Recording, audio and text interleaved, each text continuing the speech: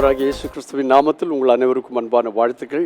ஒரு வாரம் கூட நம்மை விட்டு கடந்து போயிட்டு ஒரு புதிய நாளுக்குள்ளே பிரவேசித்திருக்கிறோம். இந்த திங்கட்கிழமை காலையிலே நீங்கள் சுகமாயிருப்பீர்களாக, மன ரம்யமாயிருக்க கர்த்தர் உதவி செய்வாராக. கர்த்தர் உங்களோடு கூடவே இருப்பாராக. இந்த நாளிலே நெகேமியாவின் புஸ்தகத்திலிருந்து ஒரு பகுதியை நான் வாசிக்க விரும்புகிறேன். நெகேமியாவின் புஸ்தகத்தை நாம் பார்த்தால் இஸ்ரவேலின் அலங்கங்கள் எல்லாம் இடித்து போடப்பட்ட சூழலில் இருந்ததை கண்டு துக்கமுகமாயிருந்து ராஜாவினுடைய சன்னிதானத்திலே அவனுடைய ஆதரவை பெற்று அந்த அலங்கங்களை கட்டி முடிக்கத்தக்கதாக தேவனாகிய கர்த்தர் நெகேமியாவுக்கும் அவனோடு ஒத்துழைத்த சகல ஜனங்களுக்கும் ஒத்தாசை பண்ணினார். நிறைய சங்கடங்கள் வந்து உள்ளே இருக்கிற சன்பலாத்தும் தொபியாவும் உள்ளே இருக்கிறவர்கள் அவங்க சொன்னாங்க, இவங்க கட்டுற இந்த அலங்கம் ஒரு நரி ஓடி போனால் அப்படி கீழே விழுந்துரும், என்ன செய்யறாங்க என்று சொல்லி கேலி கிண்டல் பண்ணினார்கள். ஆனால் அதெல்லாம் பாராதபடி அந்த அலங்கத்தை கட்டி முடித்தான். கட்டி முடித்தது மாத்திரமல்ல, தேவனுடைய நியாயப்பிரமாணத்தை கொண்டு வந்து ஜனங்களுக்கு முன்பாக வாசிக்க செய்தான். அந்த பிரமாணங்களை வாசிக்க செய்த போது, அதாவது வேத வசனங்களை வாசிக்க செய்தான். நீங்க இங்க கேட்டீங்களான்னா, அங்கே பல தலைவர்களாக இருக்கிறவர்களும் லேவியரும் நியாயப்பிரமாணங்களை ஜனங்களுக்கு விளங்க பண்ணினார்கள்.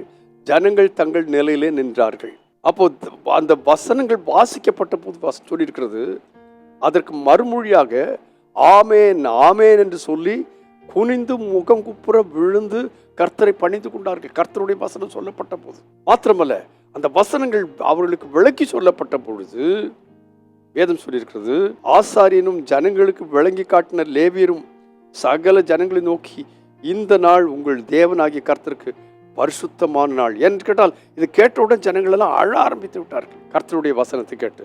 அப்போ நீங்க துக்கப்படம் அழவும் வேண்டாம். அதுக்கு பிறகு என்ன சொல்லியிருக்கு, இந்த நாள் நீங்கள் சந்தோஷப்பட வேண்டிய நாள். அலங்கங்கள் கட்டி முடிக்கப்பட்டிருக்கின்றன, கர்த்தருடைய வசனம் வாசிக்கப்பட்டிருக்கின்றன, பிரமாணங்கள் சொல்லப்பட்டிருக்கின்றன. இது மகிழ்ச்சியுள்ள நாள், இது கொண்டாட வேண்டும். ஏனென்று கேட்டால், இந்த நாள் நம்முடைய ஆண்டவருக்கு பரிசுத்தமான நாள். கர்த்தருக்குள் மகிழ்ச்சியாயிருப்பதே உங்கள் பலன். கர்த்தருடைய வசனம் வாசிக்கப்படும் பொழுது, அவருக்கு முன்னால பணிந்து குனிந்து தேவநாமத்தை தொழுது கொள்ளும் பொழுது உண்டாகிற மகிழ்ச்சியை போல மகிழ்ச்சி வேற எதுவுமே கிடையாது.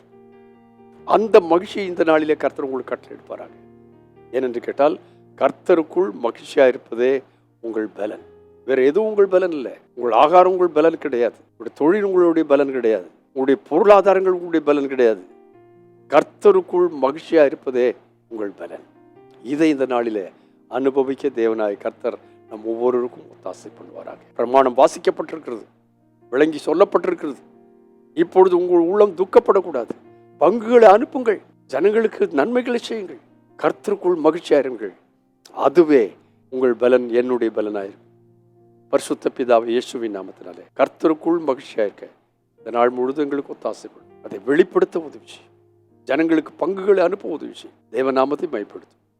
இயேசு கிறிஸ்துவின் நாமத்தில் பிதாவே, ஆமென். கர்த்தருக்குள் மகிழ்ச்சியா இருப்பதும் இல்லை, இருப்பதே அப்படின்னு சொன்னா அதுதான், வேற வழி கிடையாது. உங்கள் பலனாக இருக்கிறது. God bless you abundantly again and again and again and again. Amen.